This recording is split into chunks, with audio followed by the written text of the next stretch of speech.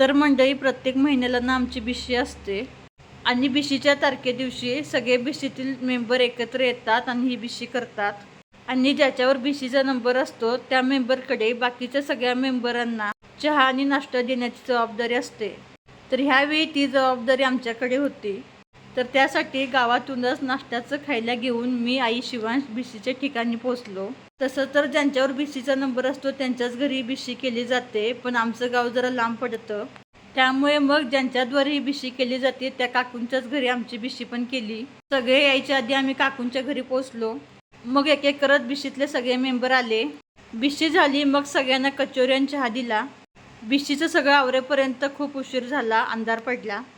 तिथून आम्ही गेलो डीमार्टला दिवाळीचं किराणा खरेदी करण्यासाठी. डीमार्टमध्ये दिवाळीमुळे खूप जास्त गर्दी होती. दिवाळीसाठी लागणारं सगळं साहित्य घेतलं. बिलिंग करून सामान घेऊन आम्ही घरी आलो.